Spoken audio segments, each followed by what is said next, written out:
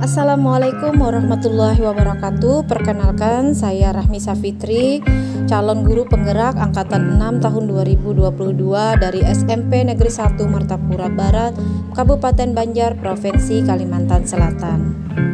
Kali ini saya akan memaparkan kesimpulan dan refleksi sebagai koneksi antar materi yang ada pada modul 1.1. Berikut ini saya akan menyimpulkan dan menjelaskan pemikiran-pemikiran Ki Hajar Dewantara tentang pendidikan. Yang pertama, tentang trilogi pendidikan. Ki Hajar Dewantara menyebutkan 3 trilogi pendidikan, yaitu pertama, Ingarso Sung Tulodo, artinya di depan memberi teladan.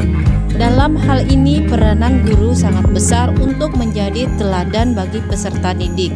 Oleh karena itu, kapanpun dan dimanapun, guru harus menjadi teladan yang baik bagi peserta didiknya. Yang kedua, Ing Madio Mangun Karso, artinya di tengah membangun kekuatan. Dalam hal ini, guru menjadi motivator dan memposisikan dirinya seperti teman, bahkan sebagai tempat untuk membantu peserta didik mengembangkan cita-citanya. Yang terakhir, Tutwuri Handayani, artinya di belakang memberi dorongan. Dalam hal ini, guru hendaknya memberikan dorongan agar peserta didik dapat mengembangkan bakat dan minat sesuai yang mereka kehendaki. Yang kedua, pendidikan yang menuntun. Menurut Ki Hajar Dewantara, pendidikan adalah memberi tuntunan terhadap segala kekuatan kodrat yang dimiliki anak agar ia mampu mencapai keselamatan dan kebahagiaan yang setinggi-tingginya baik sebagai manusia maupun sebagai anggota masyarakat. Oleh sebab itu, pendidik itu hanya dapat menuntun tumbuh atau hidupnya kekuatan kodrat yang ada pada anak-anak agar dapat memperbaiki lakunya dan tumbuhnya kekuatan kodrat pada anak. Yang ketiga, membangun karakter siswa sesuai kodrat alam dan kodrat zaman. Ki Hajar Dewantara mengelaborasi pendidikan terkait kodrat alam dan kodrat zaman. Menurutnya, dalam melakukan pembaharuan yang terpadu, hendaknya selalu diingat bahwa segala kepentingan anak-anak didik, baik mengenai hidup pribadinya maupun hidup kemasyarakatannya, jangan sampai meninggalkan segala kepentingan yang berhubungan dengan kodrat keadaan, baik pada alam maupun zaman. Selanjutnya saya akan merefleksikan materi modul 1.1 mengenai pemikiran-pemikiran filosofis Ki Hajar Dewantara tentang pendidikan. Berikut paparannya. Lantas, apa yang saya percaya tentang murid dan pembelajaran di kelas sebelum saya mempelajari modul 1.1? Sebagai guru BK, saya menganggap murid memiliki karakter yang berbeda-beda. Sehingga yang saya lakukan selama ini tentunya memberikan metode layanan BK yang berbeda-beda pula sesuai karakter yang mereka miliki. Saya juga menjadikan murid sebagai klien, di mana mereka adalah orang yang membutuhkan bimbingan dan konseling saat mereka dilanda masalah.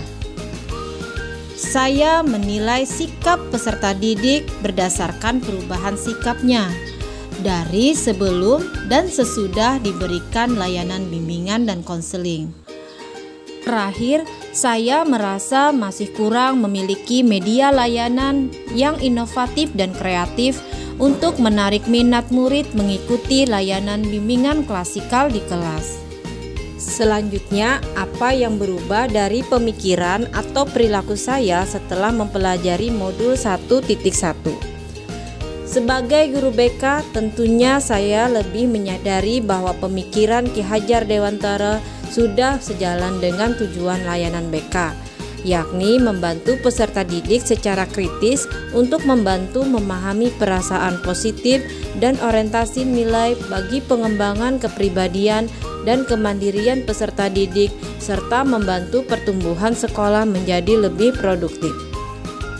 Dalam hal ini, saya tentunya terus memperhatikan perbedaan karakter pada peserta didik agar dalam memberikan layanan bimbingan dan konseling saya tetap berpusat pada peserta didik tersebut.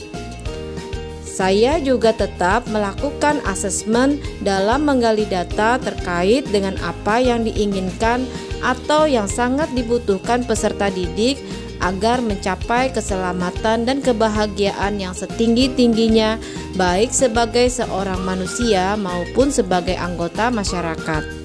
Salah satunya memberikan asesmen kebutuhan siswa untuk melihat apa saja permasalahan yang mereka hadapi guna memudahkan saya mencari solusi dan menyusun program layanan BK di sekolah.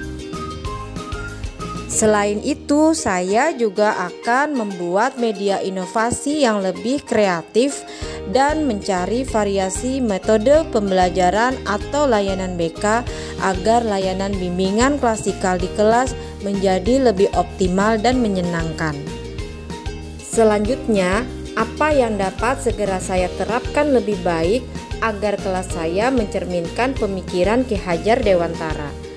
Tentunya saya akan mengidentifikasi kebutuhan siswa terlebih dahulu.